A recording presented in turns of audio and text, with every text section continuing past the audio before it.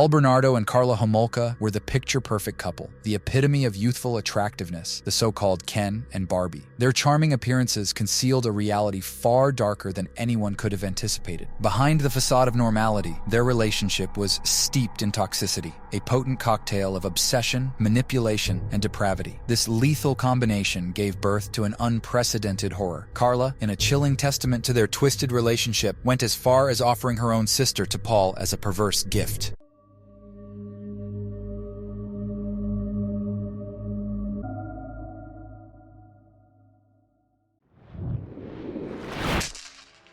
Karlahomolka was the oldest of three sisters and led a seemingly perfect life as a high school student. She was popular, beautiful, and intelligent, and had many friends. However, as she entered the 9th grade, she began to lose interest in perfection and developed an increasing fascination with death and darkness. She began to self-harm and drink alcohol regularly. Karla reinvented herself as a rebellious teenager, repeatedly breaking the rules set by her parents, especially her father. While she faced consequences for her behavior, her parents and sisters seemed unaware of her dark thoughts. On the other hand, Paul Bernardo faced difficulties in his own environment. He had a strained relationship with his mother, and as a child, he had a speech impediment that made him a target for bullying. This greatly affected his self-confidence. As a boy, he could only communicate non-verbally, and it took years of therapy sessions for him to improve his speaking skills at home. Paul's father regularly abused his mother and sexually abused Paul's younger sister. This strained the relationship between Paul's mother and sister, not because his mother was concerned about Debbie, but because she was jealous of her own daughter. Paul's mother felt neglected by her husband, who showed more attention to Debbie due to the abuse. Domestic violence was a part of the Bernardo family's daily life. When Paul was 16 years old, he discovered that the man he believed to be his father was not his biological father. His mother cruelly told him that he was the result of an insignificant affair, causing him to feel lesser than his siblings. This, along with his already tumultuous home life, led to a deep-seated hatred for his mother. As Paul grew into adulthood, his behavioral issues became more apparent. He would quickly become angry and react in extreme ways, all while maintaining a perfect facade. After being betrayed by his first girlfriend, Nadine, who cheated on him with his best friend, Paul's negative traits intensified. His friends began to adopt the role of pickup artists, making it their mission to sleep with as many girls as possible. As Paul went off to study at the University of Toronto, his fantasies and thoughts took a darker turn. He would humiliate the women he dated, particularly in public, and become physically violent during sex. He would threaten the women, telling them he would kill them if they ever spoke about it. Eventually, he started peeping into the windows of strangers' apartments and observing them. Paul and Karla's relationship began in 1987 when they met at a hotel restaurant. They hit it off immediately, and 20 minutes later, they ended up in Paul's room. Karla was 17 years old and worked at an animal hospital, where she was known for being polite, friendly, and easygoing. Paul, who was 6 years older than Karla, was charming and easygoing, which quickly made him a favorite among Karla's family and friends. He spent most of his time at Karla's house, often spending the night, and integrated himself firmly into her family life. They were practically glued together, spending all their time in each other's company and doing everything together. Eventually, Paul even moved in with the Homolka family. Together, they reminded people of the perfect plastic couple, Barbie and Ken, which led to their notorious nickname. However, despite the outward appearance of their relationship, there were signs of trouble. Paul started to exert control over more and more aspects of Karla's life. He progressively restricted her freedom and imposed a long list of rules for her to follow. For instance, she was no longer allowed to drive alone, had to leave her work at a precise time, and was forbidden from going out. Within the first 6 months of their relationship, Paul began to physically and sexually abuse Karla. This abuse set the stage for the power dynamics that would later unfold in their crimes. Karla's friends found a list in her room that said, "Be a perfect girlfriend for Paul. Remember you're stupid. Remember you're ugly. Remember you're fat. I don't know why I tell you these things because you never change." When she asked her about the list, she just said she wrote it because she wants to be the perfect girlfriend for Paul. However, Paul's behavior towards Karla was far from perfect. He would often insult her, calling her stupid, ugly, and fat. Despite this, Karla's friends were unaware of the extent of the power dynamics in their relationship. His interactions with Karla often alternated between displays of affection and harsh criticism. He would flood her with love, attention, gifts, and affectionate gestures. This approach, sometimes referred to as love bombing, is a manipulation tactic often employed by abusers to gain control over their victims. Paul wanted to control Karla in every way possible and have complete power over her. However, even this was not enough for him after a few months of dating. He was bothered bothered by the fact that Karla was not a virgin when they met, which did not fit into his sexual fantasies. Instead of breaking up with Paul, Karla tried to find ways to satisfy him. Paul's dark past extended beyond his treatment of Karla. He had already embarked on a reign of terror as the Scarborough rapist, targeting and assaulting numerous women. The first known attack occurred in May 1987, months before Paul and Karla crossed paths. The next attack was 2 months after he met Karla, in December 1987. He followed a 17-year-old girl, pulled her into a backyard, and sexually assaulted her. The Scarborough rapist struck fear into the hearts of the community, with his brutal attacks escalating over the course of 5 years. Investigators did not get a significant lead on the Scarborough rapist case until May 1990, when a victim provided them with a description of her attacker's face. This marked the 8th attack by the Scarborough rapist in a span of 3 years. Among the 16,000 responses received over the following weeks were 3 from people who said the portrait resembled Paul Bernardo. A friend of Paul's even tipped off the police, recognizing the similarity between him and the sketch. Paul was subsequently questioned twice by the police, and one of his ex-girlfriends, Jennifer, had also come forward with allegations of brutal rape and physical abuse. During the questioning, Paul acknowledged the resemblance between himself and the composite sketch. He cooperated with the police, voluntarily providing saliva and blood samples for testing. However, at that time, the technology for analyzing DNA evidence was not as advanced as it is today, leading to a lengthy process of verifying the samples submitted by various suspects. Paul's charm and manipulation allowed him to deceive the police. Despite Jennifer's allegations and another ex-girlfriend obtaining a restraining order against him, he managed to maintain his freedom, continuing to commit heinous crimes as the Scarborough rapist. But Paul's twisted desires were not satisfied. He yearned for further gratification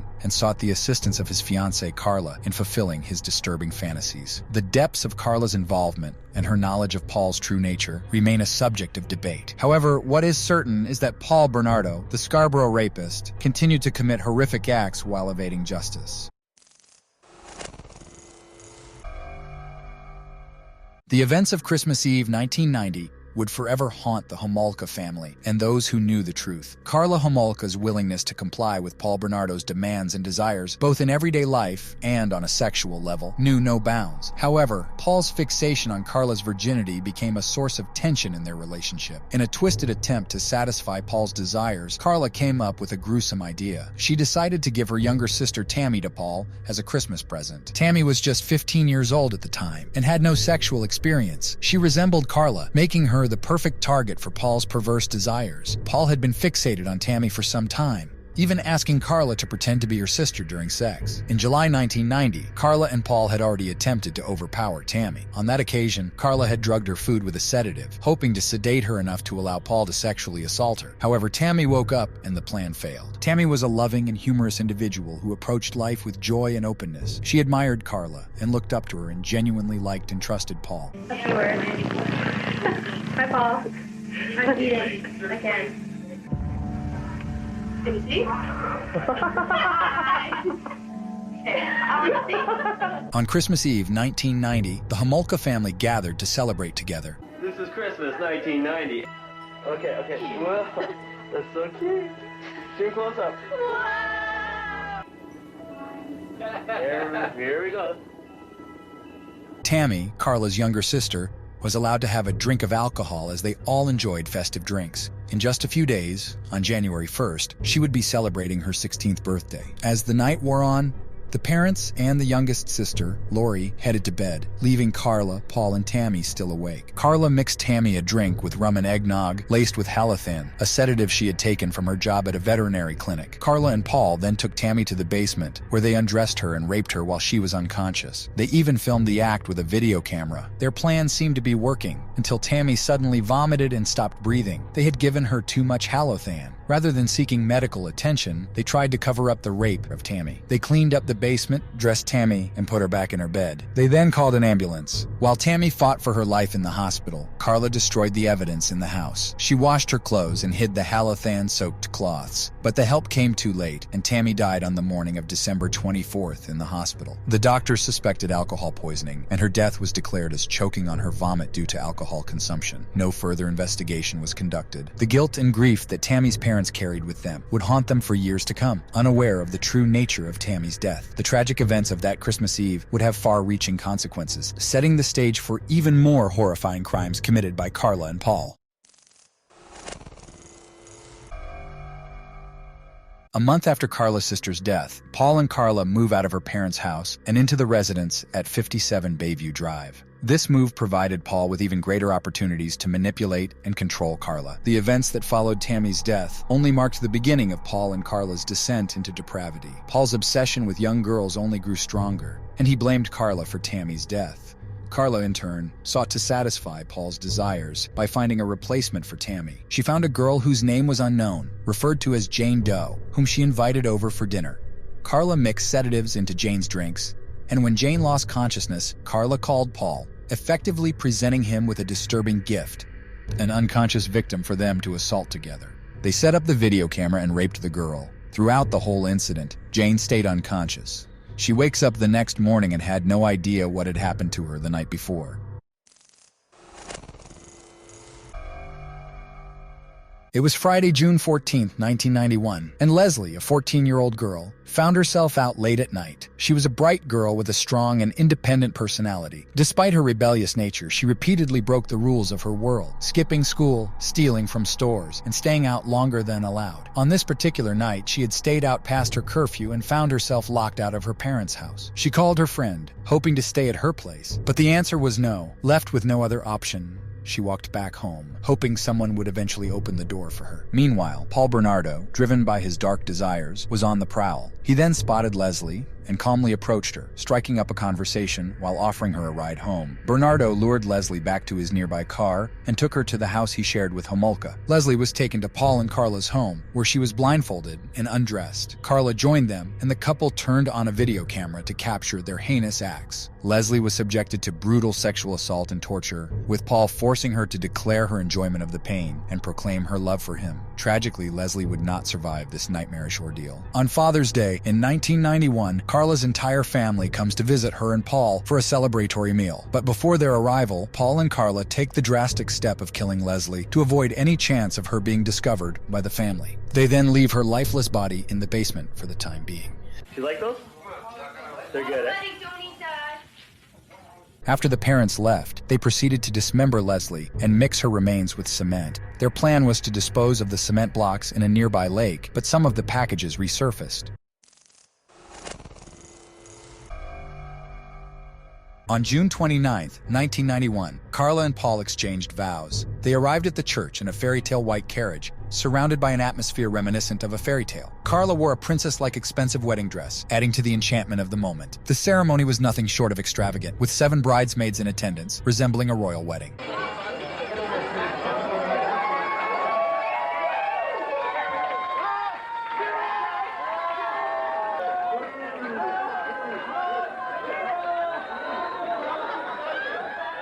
The question on everyone's mind was why they were rushing to get married so shortly after Karla's sister Tammy's death. Paul's response was clear and resolute. The show must go on. It's been 6 months. How much more do we have to mourn? On the same day, a fisherman and his son found several cement blocks on the shore of Lake Gibson and immediately alerted the police. Dismembered body was found encased in cement at the bottom of Gibson Lake. The authorities examined the packages and discovered body parts. The teeth were still intact, allowing them to identify the missing 14-year-old Leslie Mahaffey through dental records.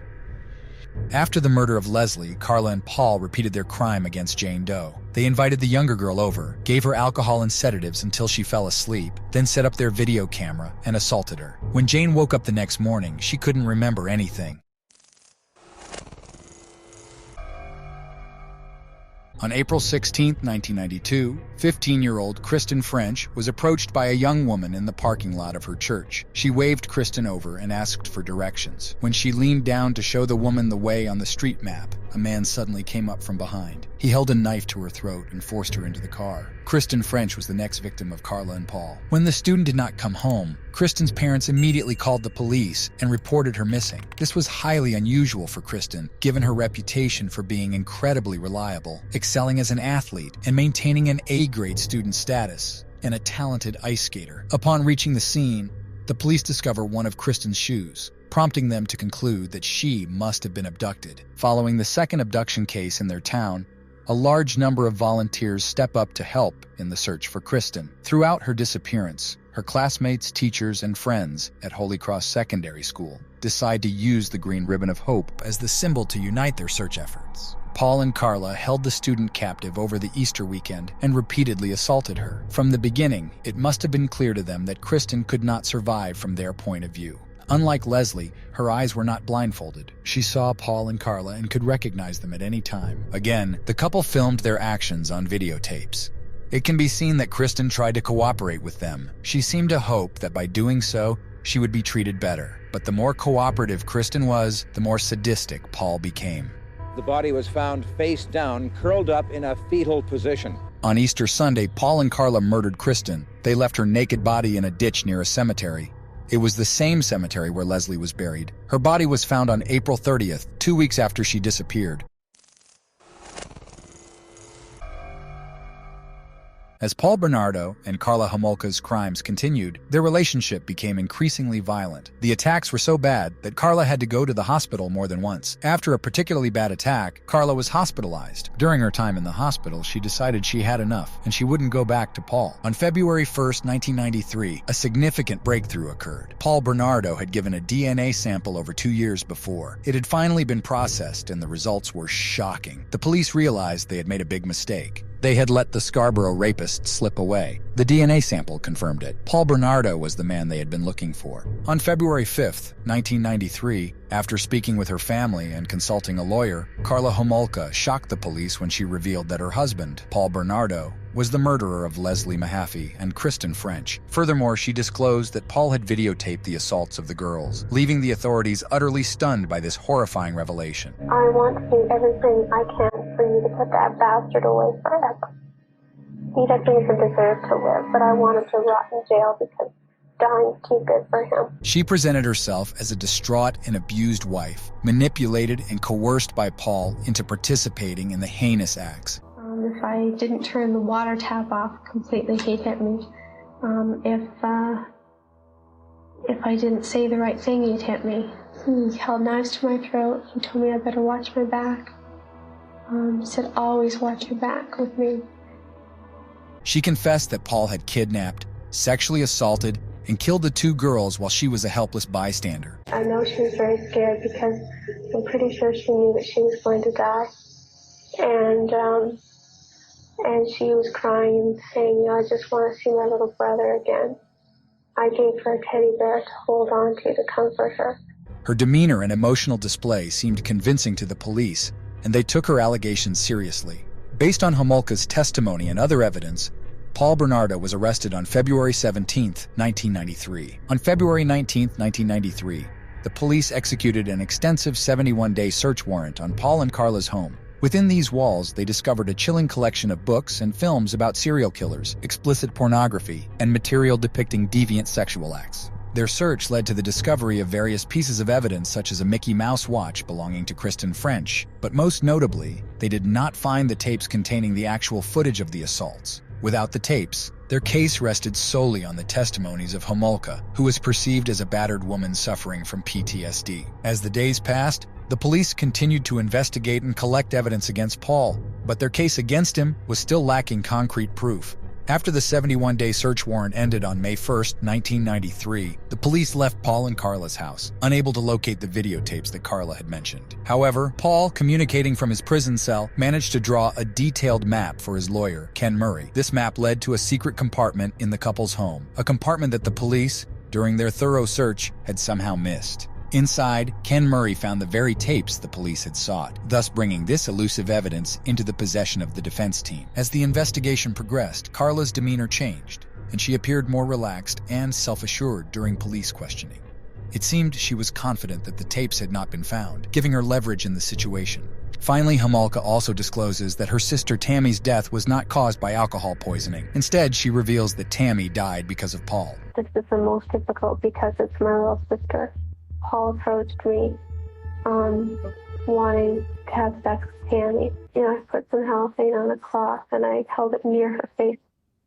And Paul raped her. He had vaginal intercourse with her and anal intercourse with her. And then she threw up.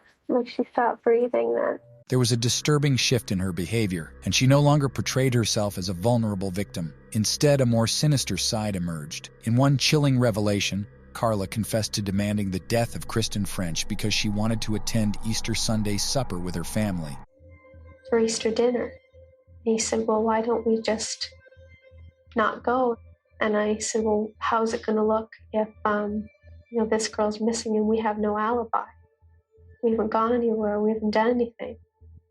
And he said, well, I guess you're right. And because he wanted to keep her for longer.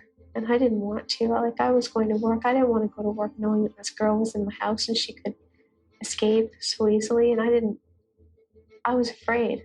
So I didn't suggest to him that we kill her on Sunday. But I knew that she had to be gone. This admission contradicted her earlier claims of being coerced and controlled by Paul. Her cold and unremorseful attitude when discussing the victim's fate cast doubt on her claims of being a victim. Despite these inconsistencies, the police and prosecutors were heavily reliant on Karla's testimony. They saw her as a star witness who had come forward with crucial information about Paul's involvement in the murders. Desperate to secure a conviction, they were willing to overlook the discrepancies in her story and focus on building a case against Paul based on her account. Paul's lawyers kept the tape secret, preventing the police from knowing the extent of Karla's involvement in the crimes. By keeping the video secret, he aimed to gain an advantage for his defense team during negotiations and the trial. However, unbeknownst to the Crown, the videotapes were never found, and their entire case against Bernardo relied heavily on Karla's testimony. Recognizing that they had limited evidence, the police and Crown decided to make a plea bargain deal with Karla behind closed doors. This deal, known as a deal with the devil, became one of the most controversial plea agreements in Canadian history. Furthermore, a publication ban was imposed, preventing the media from reporting the details of Karla's plea deal and her role in the case. They wanted to prevent the public from questioning and scrutinizing the details of the plea deal. The police and the prosecution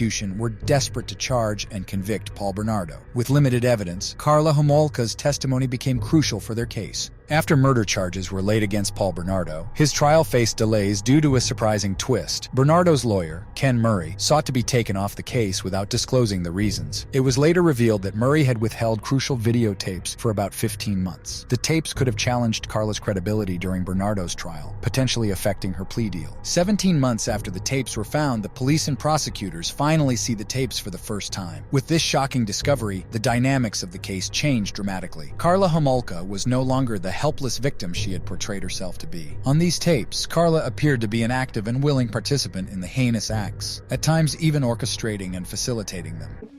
He kept on pushing and pushing and pushing, and finally I said, okay. It would shut him up, and he would stop bothering me and stop hurting me. Because you get emotionally involved with these people, and it really hurts. It hurts a lot more, because I felt like I was friends with both of them, especially Kristen, because we did so much stuff together. We put makeup on together, we talked, just girl talk when Paul was gone getting us food, and it just made it hurt even more.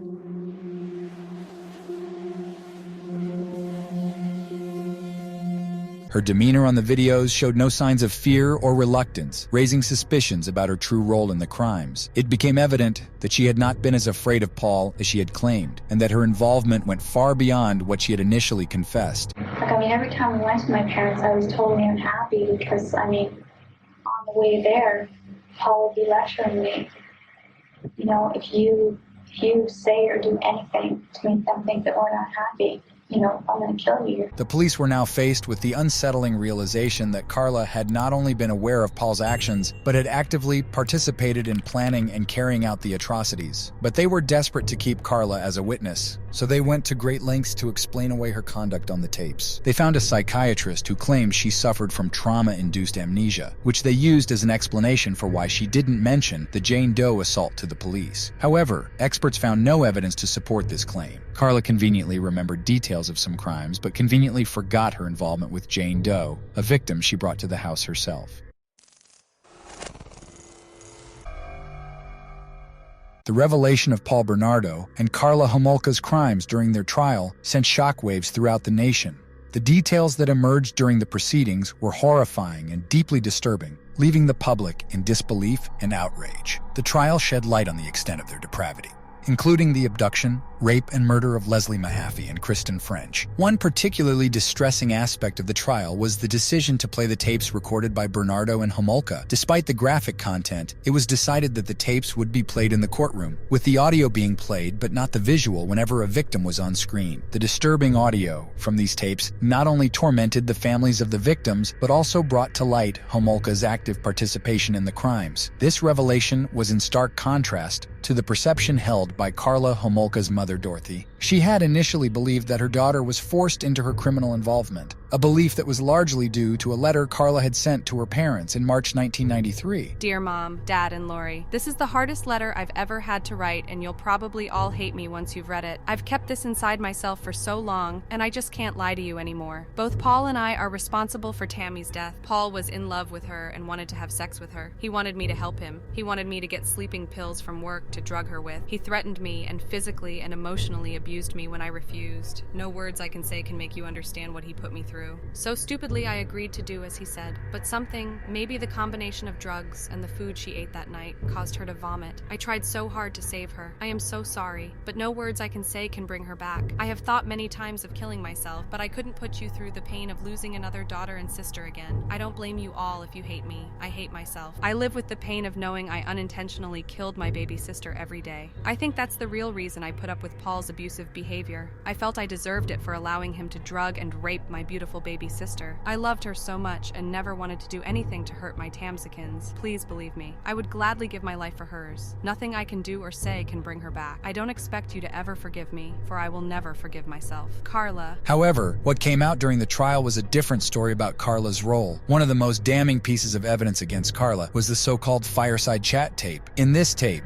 Karla dressed up as her deceased sister Tammy not long after they had killed her, and pretended to be Tammy to satisfy Paul's fantasies. Karla tells Paul that she liked watching him rape her sister. In fact, Karla went so far as to dress up in Tammy's clothing and engage in sexual acts with Paul on Tammy's bed. Bernardo claimed in court that he had nothing to do with the deaths of Leslie Mahaffey and Kristen French. He argued that the girls died when he left them alone with Karla. Karla portrayed herself as a victim of Paul's abuse, claiming she was forced to participate. As the trial progressed, her demeanor drastically shifted, leading some to suspect she might have masterminded the crimes. After the trial, both were universally detested, but only Bernardo was convicted. Homolka received a reduced sentence of 12 years as part of a plea deal. In contrast, Paul Bernardo was convicted on all counts, including 2 counts of first-degree murder, on September 1st, 1995. He was subsequently given a life sentence without the possibility of parole for 25 years. But what the public must demand now is some accountability. Let's sign. Keep her in jail.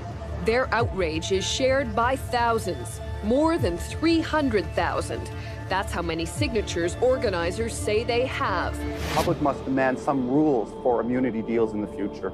It was a travesty of justice to give Karla Homolka 12 years. After Homolka's 12-year sentence was given, there was significant public outrage. People were upset with the deal, arguing that Homolka had been dishonest, which they felt should have invalidated her plea agreement. The Attorney General's office was asked to re-examine the case, and Justice Galligan was assigned to review the plea deal and how Jane Doe's situation was handled. 3 years after Homolka's sentence, many people were hoping that the investigation might lead to a longer sentence for her. However, Judge Galligan upheld the original deal, saying that breaking it would harm future cases. The situation intensified when it later came to light that Jane Doe's case, another victim, was entirely disregarded in the decision-making process, despite claims from the Galligan report. Further controversy arose in 2005 when a news article revealed Jane Doe's claims of having been excluded from the process and not having agreed to the decision not to prosecute Homolka.